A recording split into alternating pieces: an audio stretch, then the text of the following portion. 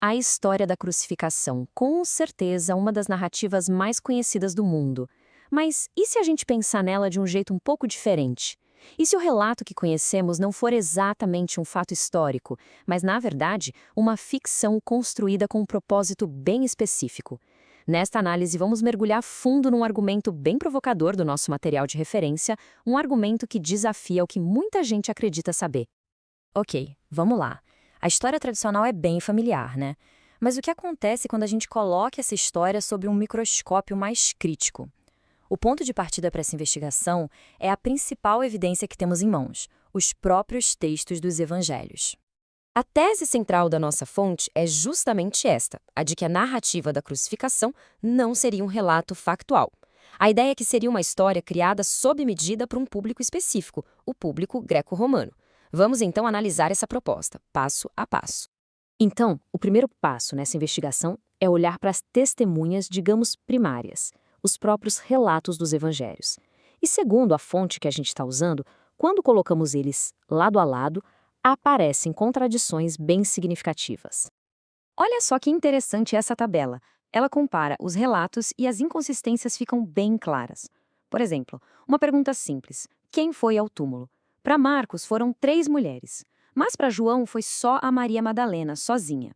A fonte argumenta que essas diferenças não são simples esquecimentos. A proposta é que são, na verdade, uma reformulação deliberada da história. Isso sugere que estamos diante de uma ficção que foi evoluindo e não de vários testemunhos confirmando o mesmo evento real. Agora vamos avançar um pouco e olhar para o contexto histórico da época, para ver como essa ideia se sustenta.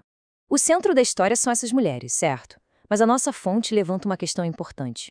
Será que as ações delas eram de fato possíveis, plausíveis, para aquela época e lugar? Essa citação, que é destacada na nossa fonte, ajuda a pintar o cenário social daquele tempo.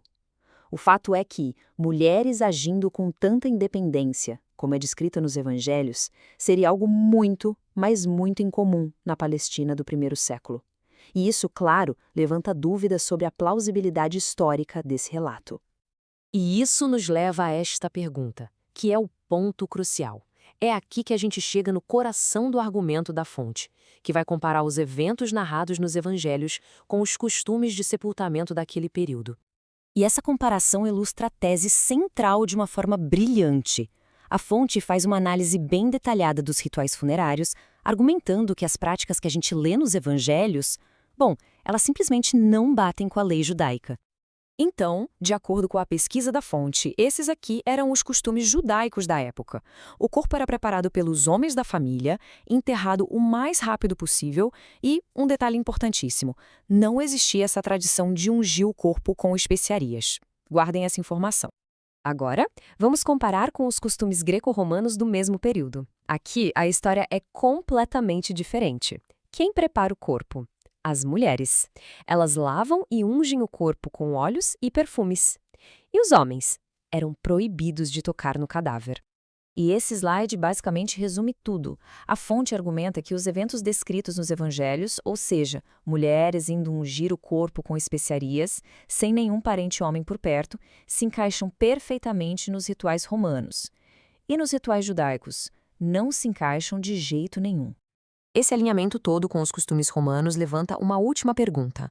Se os detalhes foram pensados para um contexto romano, por quê? Por que a história foi escrita dessa maneira? E o material de referência que a gente tem aponta para um motivo bem específico. Para a gente entender esse possível motivo, a fonte destaca passagens como essa. A narrativa não só culpa os líderes, mas joga a responsabilidade em todo o povo. E, segundo a fonte, essa culpa coletiva era um elemento chave para o propósito da história. E essa conexão ficou ainda mais explícita com o tempo.